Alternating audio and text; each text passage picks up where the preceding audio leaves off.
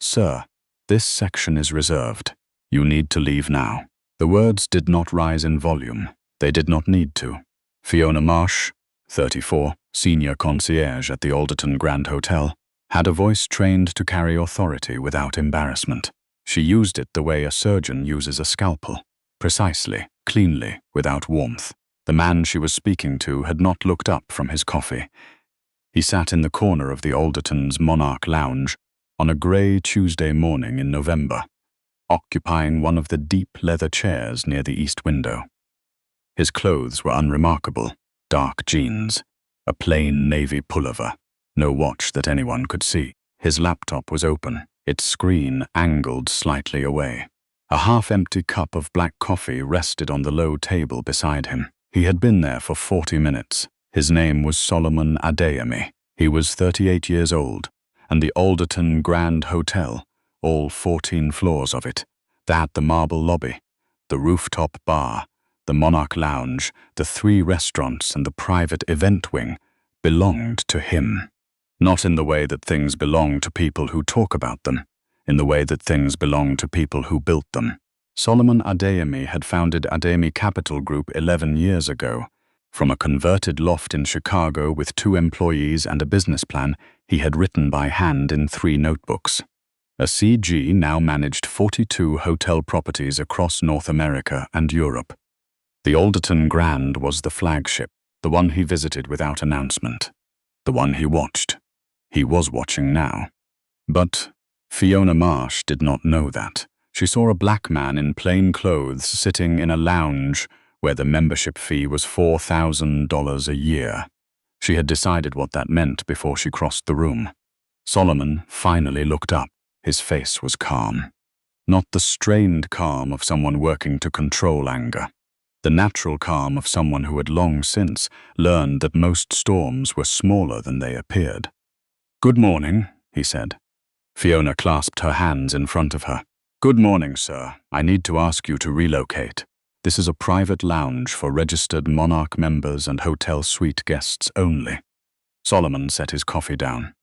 "I'm aware. Then you understand that I need to ask you to gather your things." "I do," he said. "And I'm telling you I have every right to be here." Fiona's expression did not change, but something behind her eyes tightened. This was the part she did not enjoy, when people pushed back before accepting the inevitable. She had handled it dozens of times. The trick was not to argue. The trick was to escalate calmly, so that by the time it was over, it appeared the guest had caused the disruption rather than the person who caused it. "May I see your Monarch card, sir?" she asked. Solomon looked at her for a moment. "You can pull up my reservation. I'd prefer the card. I don't carry the card." Fiona offered a tight smile. "I understand, but without physical verification, I'm unable to confirm your access. Hotel policy requires." "Hotel policy," Solomon said, "requires a staff member to verify access through any available means. The card is one option.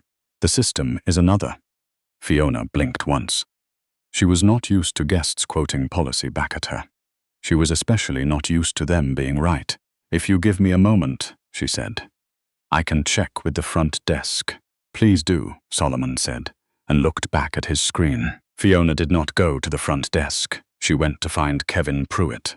Kevin Pruitt was 47, the Alderton's deputy general manager, a man who had worked in luxury hospitality for 22 years and carried himself accordingly. He wore his authority in his posture, shoulders squared, chin level, the particular stillness of a man who had never questioned whether he belonged in any room he entered. He was in the East Corridor, reviewing a staffing report when Fiona appeared at his shoulder. "There's a man in the Monarch Lounge," she said quietly. "No card, no visible reservation. He refuses to leave." Kevin looked up from his report. "What does he look like?" Fiona described him. Kevin's mouth pressed into a line.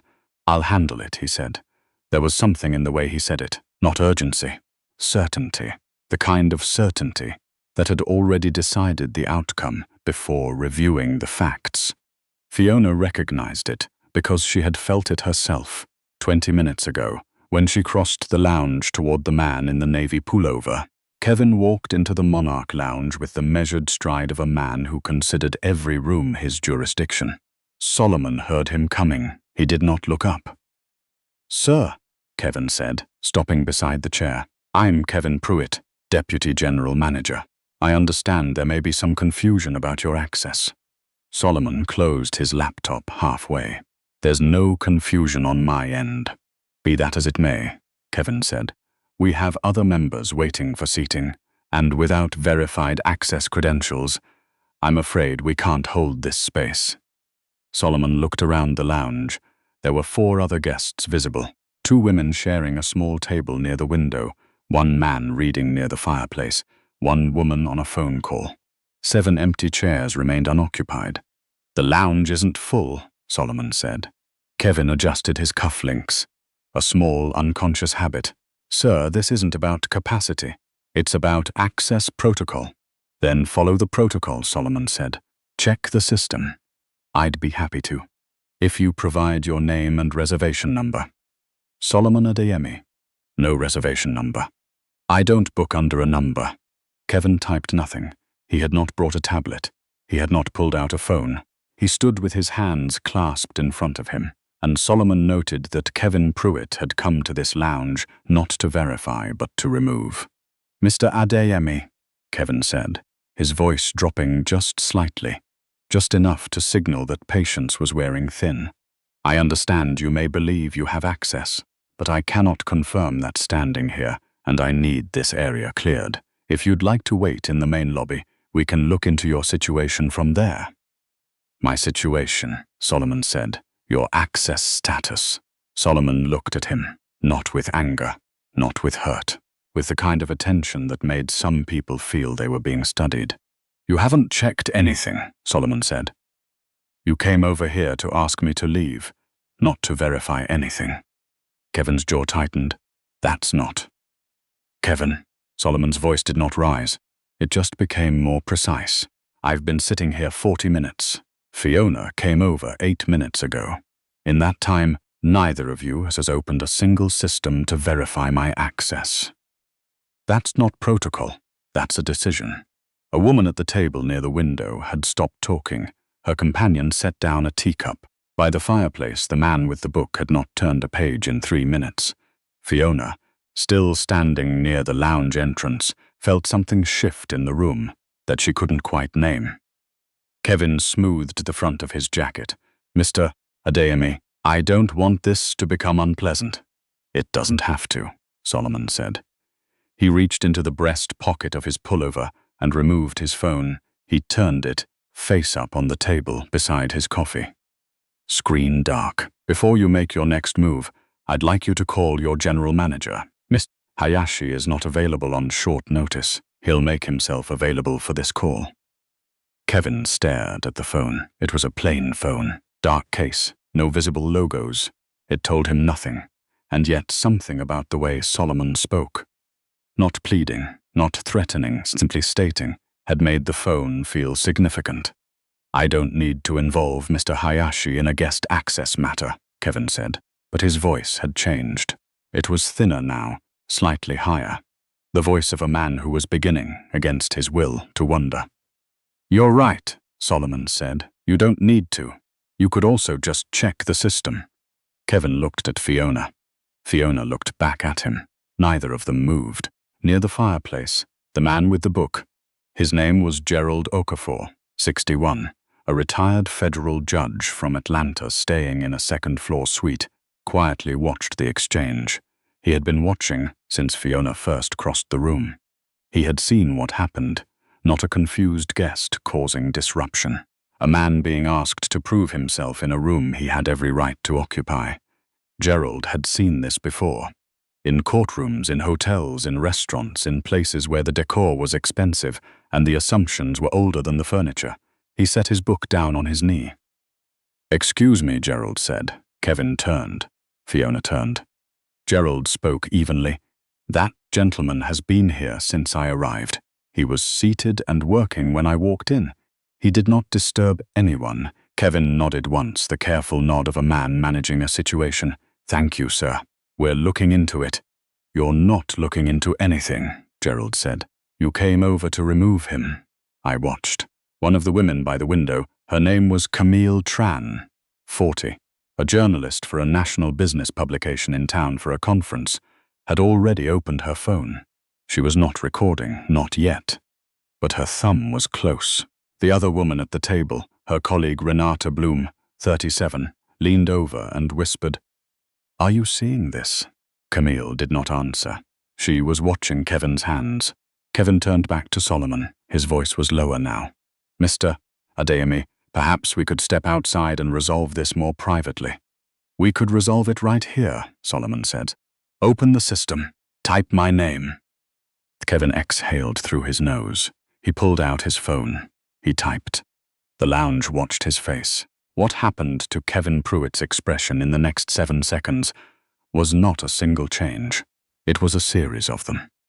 First, the quick reading, then the stillness, then something that moved through his eyes like a cold current before settling into a kind of frozen blankness, the face of a man who had just walked off a curb he had not seen. He read the name again. Solomon Adeyemi, ACG Executive Portfolio, Property Owner, Alderton Grand, all facilities, access, unrestricted, classification, founding principle. Kevin lowered his phone. Fiona saw his face and felt her stomach drop. Solomon watched Kevin read and said nothing. He had learned a long time ago that there were moments when silence was more powerful than anything he could say. This was one of them. The truth was already in the system. It had been there the whole time. Kevin just hadn't looked. "Mr. Adeyemi," Kevin said. The name landed differently now. Careful, elated. "Aye, there seems to have been an error in our process." "There was an error," Solomon agreed. "It wasn't in the process." Gerald Okafor closed his book. The fireplace crackled behind him. Camille Tran's thumb had moved closer to the record button but stopped, as if she wanted to see what happened next before deciding. Kevin adjusted his cufflinks again. The habit was more obvious now, more nervous. "On behalf of the Alderton, I want to apologize for the inconvenience. I want you to stop," Solomon said. Kevin stopped. "An apology right now," Solomon said, "is for your benefit, not mine. It makes you more comfortable." "I'm not interested in comfortable." The lounge was very quiet. Solomon picked up his coffee. He took one slow sip, set it down, and looked at Kevin Pruitt with the expression of a man who had been preparing for this conversation for years without knowing exactly when it would arrive. "You came into this room," Solomon said, "not to verify access. To remove me. Fiona made the same choice before you arrived. Neither of you asked a single question about who I might be before deciding I didn't belong." Fiona's cheeks had gone pale. She was 34 years old and had worked hospitality for 12 years, and she had never, in any performance review or training seminar or staff meeting, been forced to hear her own decision described back to her with such precision. She wanted to argue. She searched for the argument. It had something to do with protocol, and something to do with the other guests, and something to do with how she couldn't be expected to know. But every path she started down closed itself off before she reached it, because Solomon Adeyemi had not raised his voice. He had not accused her of anything she hadn't done, and she had done it. Kevin looked around the lounge, at Gerald, sitting with the quiet dignity of a man who had already formed his judgment. At Camille and Renata, both still and watchful. At the other woman across the room, who had put down her phone call and was listening. He felt the room the way you feel a room when you understand that everyone in it saw what you did. "Mr. Adeyemi," Kevin said quietly, "what would you like us to do?"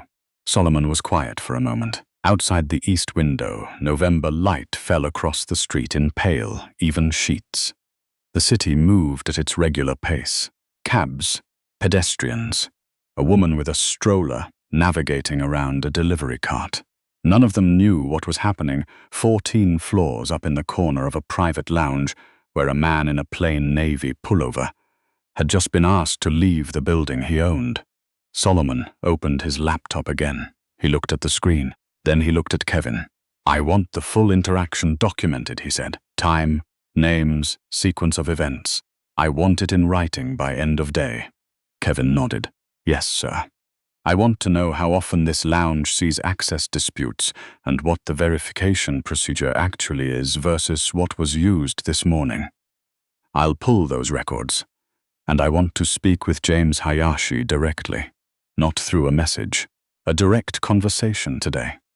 Kevin Pruitt, Deputy General Manager of the Alderton Grand Hotel, the man who had walked into this lounge 20 minutes ago to remove a problem, nodded again and said, I'll arrange it immediately. He turned to go. Solomon's voice caught him once more. Kevin. Kevin turned back. The next time someone in this building asks a guest to verify their access, Solomon said, make sure the staff verifies theirs first. Kevin held his gaze for 1 second. Then he left. Fiona stood near the entrance a moment longer.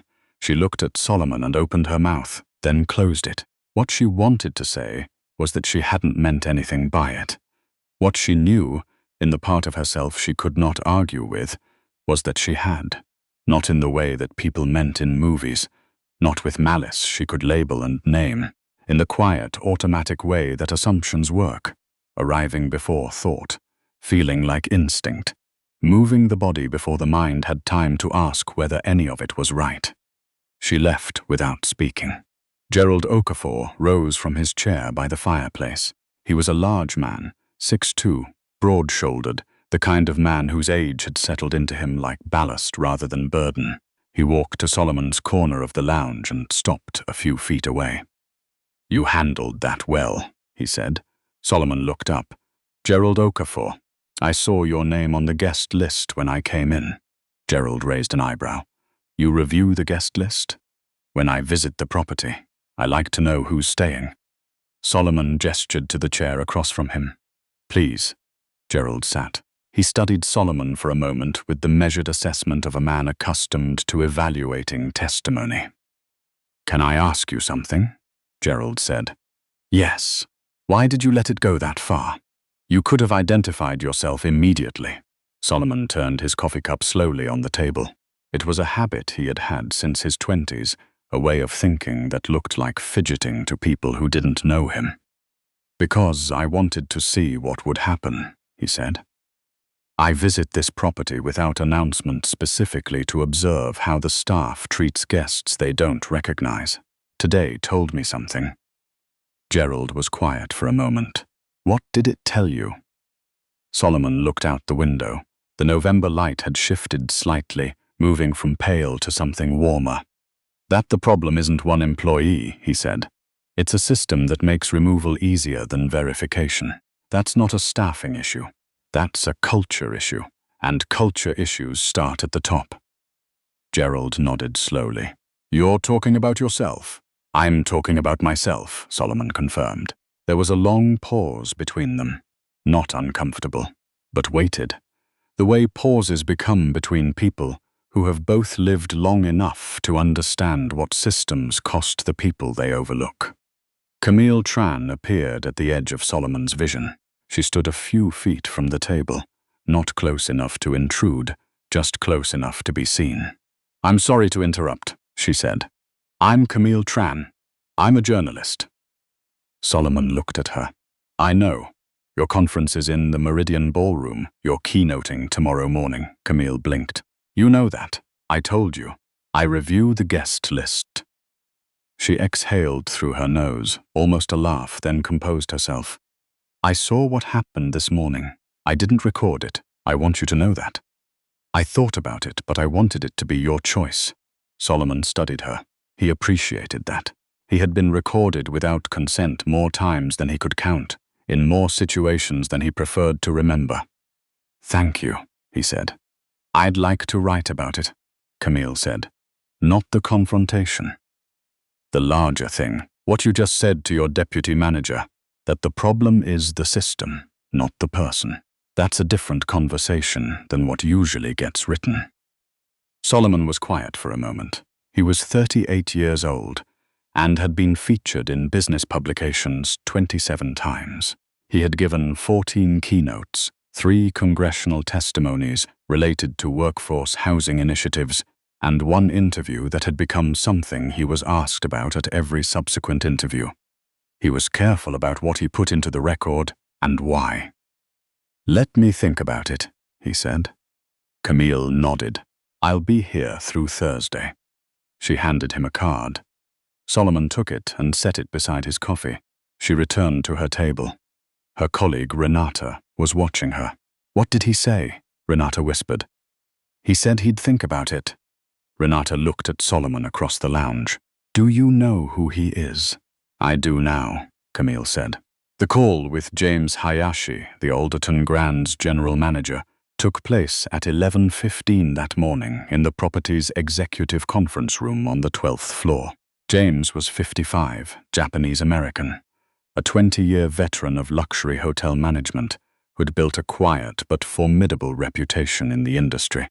He had taken the general manager position at the Alderton 3 years ago and had, by most measures, run it well. He was white-faced when Solomon walked in. "Mr. Adeyemi," he said, standing immediately. "I want to begin by saying, 'Sit down, James,'" Solomon said. James sat. Solomon did not sit right away. He stood at the window for a moment, looking out at the city. James Hayashi watched him with the expression of a man preparing to receive a verdict. "Have you reviewed the incident report?" Solomon asked. "Kevin sent it." "Yes." "What's your read?" James straightened slightly. He had been in enough high-stakes conversations to know that being asked for a read was not an invitation to soften one. "My read is that 2 staff members made a decision based on appearance rather than available information, and that when available information was requested, neither of them acted on the request. They escalated instead." "That's accurate," Solomon said. He turned from the window and sat. "What does that tell you about training?" James was quiet for a moment. "It tells me the training didn't reach far enough." "What does it tell you about culture?" James held his gaze. "That we may have been measuring the wrong things." Solomon nodded. "Performance metrics at this property track response time, service scores, upsell rates, complaint resolution. I've reviewed them. They're all green." "They are. And yet this morning, a guest, any guest, regardless of who they were, was asked to leave a space they had access to without verification because of how they looked. That doesn't show up in any of those metrics." James Hayashi had been in hotel management for 20 years. He had handled celebrity incidents, political controversies, a fire in the kitchen of a Paris property, a lawsuit that had taken 4 years to resolve. He had rarely felt as genuinely unsettled as he did right now, sitting across from the man whose name was on the deed, being asked to account for something that had no clean explanation. "No," James said. "It doesn't." "I want to change that," Solomon said. "Not just at this property, across the portfolio." James looked at him carefully. He had expected anger. He was not prepared for vision. "What does that look like?" James asked. Solomon opened his laptop. He turned it toward James. On the screen was a document, 23 pages, formatted cleanly, titled Guest Dignity Protocol, a framework for equitable access standards across ACG properties. James stared at it. "I've been working on this for 8 months, Solomon said. "I didn't have a date to implement it. I was waiting for an incident at one of our properties that I could verify personally, not through a report. Something I had seen myself." James felt the weight of that sentence settle over him. "This morning was the incident." "This morning was the incident," Solomon confirmed. James read the first page. His eyes moved carefully, the way experienced managers read policy documents, not for tone, but for implication for what the words would cost and what they would change. "You're requiring bias response training for all customer-facing staff," he said, "and their supervisor, and an anonymous guest experience audit, quarterly, beginning in January, and James looked up. "A guest advocate position at each flagship property, an independent role," Solomon said. "Not reporting to the GM, reports directly to corporate compliance." James set the laptop back down slowly. He was a man who respected authority, and right now he was in the presence of it. Not the borrowed authority of title or uniform, but the real kind that had been built and earned and paid for, and was now being used not to punish, but to repair. "I'll implement it," James said. "I know you will," Solomon said, "but I want you to understand something first." James waited. Solomon closed the laptop. He leaned back in his chair and looked at James Hayashi with an expression that was not anger and was not warmth. It was something in between, the expression of someone who has decided to be honest with a person they have not yet decided to trust. "This property has your name on the reviews," Solomon said. "The service scores, the awards, the industry rankings. You built that. I'm not undoing it." James nodded. "But the culture in that lounge this morning, the speed at which two trained professionals decided that a man in plain clothes did not belong, that is also your culture, and I need you to carry that." James Hayashi, 55 years old, general manager of the Alderton Grand, did not look away. He was a man who knew what carrying something actually meant. "I understand," he said. "Then we're going to be fine," Solomon said. They shook hands across the table. Kevin Pruitt was placed on a 2-week administrative suspension. His employment review would be reconvened at the end of 30 days, with a decision pending on his return. Fiona Marsh received a formal written reprimand and was reassigned from the Monarch Lounge pending the completion of the new training program. She was told that upon completion, she could reapply for her prior role. Neither outcome was announced publicly. Solomon had not asked for a press release. He had not asked for an apology on social media. He had not asked anyone to perform contrition. What he had asked for was paperwork and documentation and a conversation about what happens next. At 2:17 that afternoon, Camille Tran received a text from an unknown number. It read, "I've thought about it. The piece you want to write, I'd rather you write it after the protocol launches. I'll give you the first access." "Deal." She stared at her phone for a long moment. Then she typed back, "Deal." At 3:45, Solomon returned to the Monarch Lounge. He took the same chair by the east window. He ordered the same coffee, black, no sugar. The lounge was quieter now. Only Gerald Okafor remained, still reading in his chair by the fireplace, or pretending to.